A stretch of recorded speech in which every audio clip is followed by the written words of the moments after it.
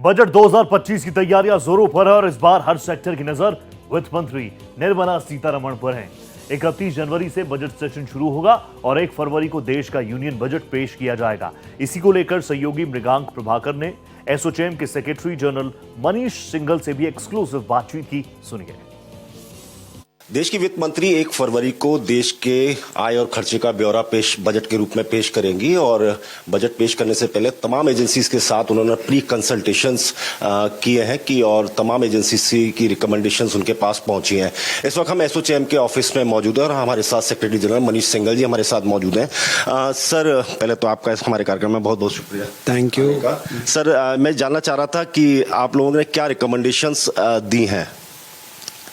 देखिए, pre budget consultations में आदरणीय वित्त मंत्री को हमने 2-4 चीज़ों पे फोकस करने के लिए कहा है। लार्ज कॉरपोरेट्स का interest usually taken care of हो जाता है बिकॉज उनकी रिप्रेजेंटेशन हर लेवल पे बहुत स्ट्रांग होती है। एसोचैम ने काफ़ी टाइम से एमएसएमईज़ के ऊपर फोकस करने के लिए सरकार के लिए आग्रह किया है। जिस तरीके से आप फार्म सेगमेंट के ऊपर फोकस करते हैं बिकॉज फार्मर्स हमारे अन्नदाता होते हैं। एक्चुअली अगर एमएसएमईज़ को भी देखा जाए वो एक उसी तरीके का सेगमेंट है। हमारे अबाउट 240-250 मिलियन लोग एमएसएमईज़ में एम्प्लॉयड हैं। तो समझिए फार्मिंग सेगमेंट जितना ही है थोड़ा उससे कम है, लेकिन सो इज इक्वली इम्पॉर्टेंट हो जाता है। अब एमएसएमईज़ की 2-3 प्रॉब्लम्स हैं। एक, उनको क्रेडिट मिलना। नंबर 2, उनके पास एक डिस्पोजेबल कैपिटल होना ताकि वो R&D, इनोवेशन, एनवायरनमेंट, सस्टेनेबिलिटी जैसी चीज़ों में उसके ऊपर स्पेंड कर सके। सो इस लाइंस पे हमने कहा जाता है टीडीएस वगैरह के लिए लेके भी आपने कुछ मांग की कि टीडीएस में कुछ कटौती वगैरह की जाए। देखिए, हाँ, टीडीएस नहीं, हमने ताकि उनकी एक सॉर्ट ऑफ डिस्पोजेबल कैपिटल उनका बढ़ जाए, हमने एक ये सजेशन दिया है कि भाई 25% जैसे कॉर्पोरेट टैक्स है, एमएसएमईज़ के लिए हम सपोज 15% कर देते हैं।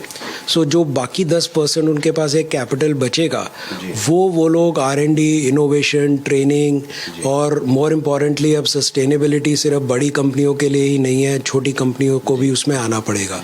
उसके अंदर वो लोग इन्वेस्ट कर सकते हैं। तो उसमें क्योंकि एमएसएमईज़ का एनीवे टैक्स पे आउट प्रोपोर्शन में उतना ज़्यादा नहीं है जितना बड़ों का है, तो सरकार को अपने इनकम में इतना फ़र्क नहीं पड़ेगा, लेकिन एमएसएमईज़ को बहुत बड़ा फ़र्क पड़ेगा उसको इन्वेस्ट करने के लिए। तो लगता है कि टैक्स में कुछ रियायत मिले तो शायद आदमी के जेब में पैसा और कंजप्शन अर्बन एरियाज में बढ़े।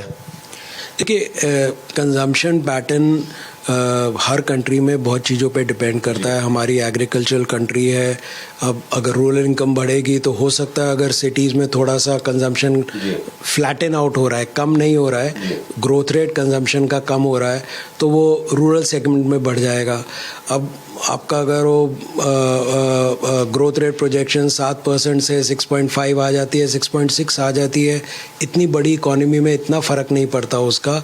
हाँ, गवर्नमेंट को जैसे आप कह रहे हैं आम आदमी के हाथ में डिस्पोजेबल इनकम देनी है, तो अगर टैक्स रेट्स रैशनलाइज होते हैं तो उसमें स्पेंडिंग बढ़ जाएगी, चाहे सिटीज़ हो चाहे रूरल हो। रूरल स्ट्रेस के ऊपर वैसे ही गवर्नमेंट ने काफ़ी काम किया है, वो होना चाहिए। इसलिए हम कह रहे हैं एमएसएमईज़ एक बड़ा सेगमेंट है, अगर उसके ऊपर भी फोकस आएगा तो उससे गवर्नमेंट को काफ़ी फ़ायदा होगा। आपको लगता है कि ये सारी चीज़ जो हम बातचीत कर रहे हैं वो टैक्स में कहीं ना कहीं बजट में रिफ्लेक्ट करती हुई दिखाई देंगी? इस बार आम आदमी को राहत मिलती हुई नजर आ रही है? देखिए, टैक्स एक कंपोनेंट होता है।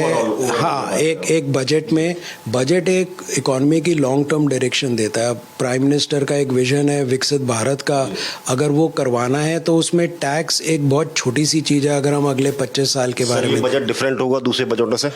देखिए, ये बजट डिफरेंस थोड़ा इसलिए हो सकता है बिकॉज लास्ट ईयर 2 बजट हुए, पहले इंटरिम बजट, फिर इलेक्शन के बाद जो बजट टिपिकली 9 महीने का ही था, इस बजट में अगले 4 साल की पूरी डायरेक्शन आ सकती है। सो इसीलिए इस बजट में थोड़े लैंडमार्क चेंजेस होने चाहिए। मैं एज अ एक्सपेक्टेशन बता रहा हूँ, होंगे नहीं होंगे वो तो वित्त मंत्री के हाथ में है। तो साफ है, मुझे लगता है कि इस बार एक्सपर्ट से बात करने के बाद यही समझ में आ रहा है कि लगता है कि इस बार बजट में कुछ ना कुछ आम आदमी को राहत मिल सकती है। इस समय कैमरामैन रमेश राय के साथ मृगांक प्रभाकर, भारत एक्सप्रेस।